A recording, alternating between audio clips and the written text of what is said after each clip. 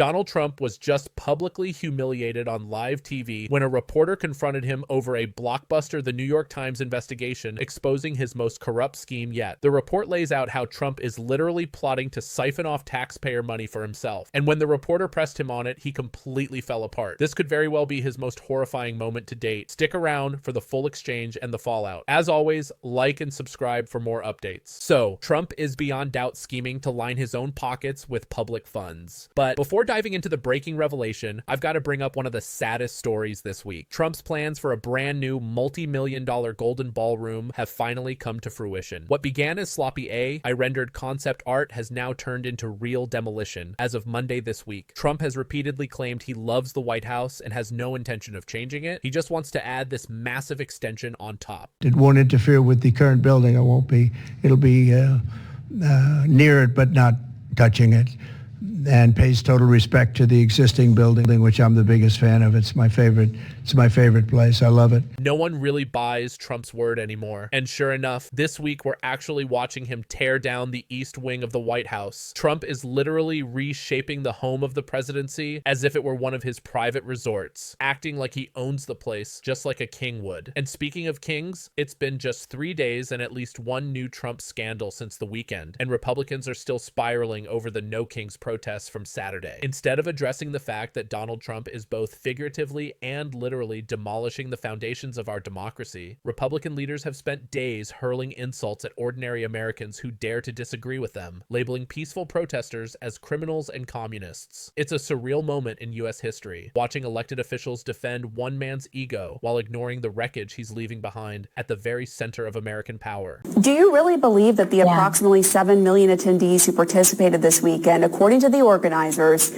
hate the United States of America? Well, look at what they're standing for. They're standing for communism. They're standing for anti-Semitism. Just take a look at the rallies, right? This is the party of law.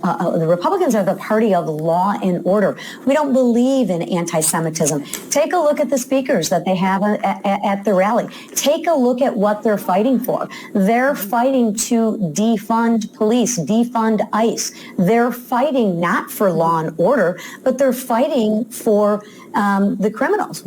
No one really buys Trump's word anymore. And sure enough, this week we're actually watching him tear down the east wing of the White House. Trump is literally reshaping the home of the presidency as if it were one of his private resorts, acting like he owns the place just like a king would. And speaking of kings, it's been just 3 days and at least one new Trump scandal since the weekend, and Republicans are still spiraling over the No Kings protests from Saturday. Instead of addressing the fact that Donald Trump is both figuratively and literally demolishing the foundations of our democracy, Republican leaders have spent days hurling insults at ordinary Americans who dare to disagree with them, labeling peaceful protesters as criminals and communists. It's a surreal moment in U.S. history, watching elected officials defend one man's ego while ignoring the wreckage he's leaving behind at the very center of American power. We come on the air with breaking news of a potential $230 million shakedown of the American taxpayer by one Donald J. Trump.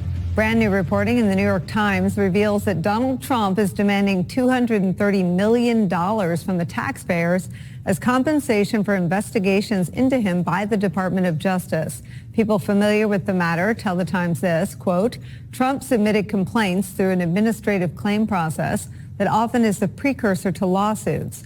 The first claim, lodged in late 2023, seeks damages for a number of purported violations of his rights, including the FBI and special counsel investigation into Russian election tampering and possible connections to the 2016 Trump campaign.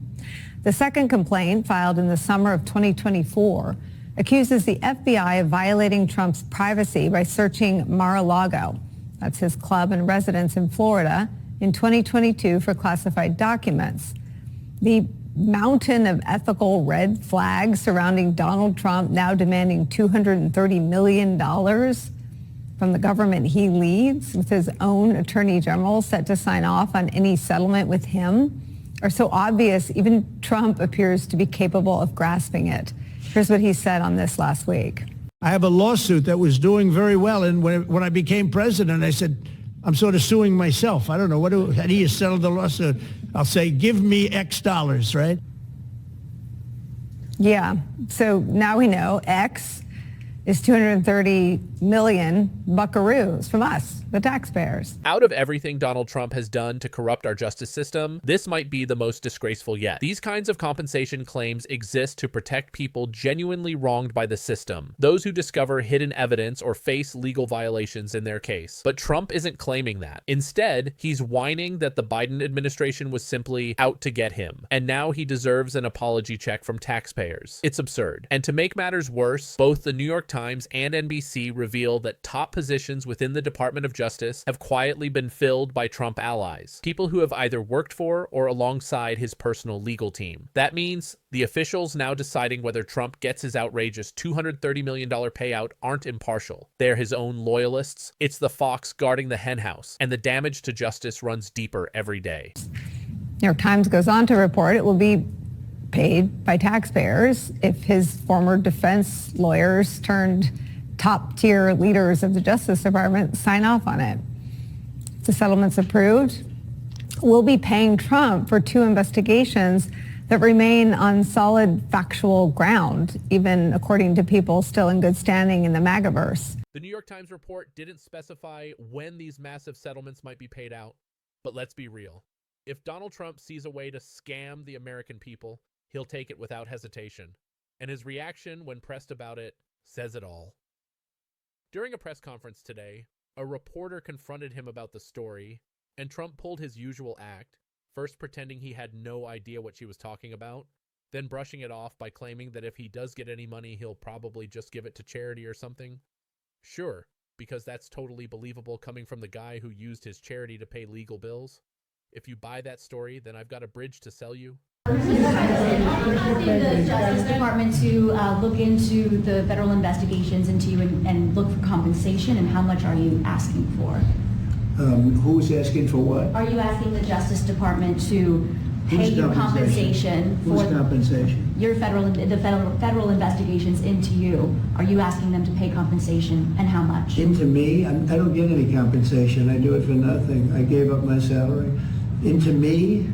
No, it's going to be the Justice Department. Are you asking them to pay you compensation for the federal investigations that happened to you? And how much are you asking well, for? I guess they probably owe me a lot of money for that. Probably, yeah, that's true. That's very interesting. No, I get no salary. I gave up my salary. It's a good salary. Not as much as these guys make, but that's okay. It's a lot of money. And I don't, as you know, I didn't take it in the first 4 years. I'm not taking it in these 4 years either. But as far as all of the litigation and everything that's been involved, yeah, they probably owe me a lot of money.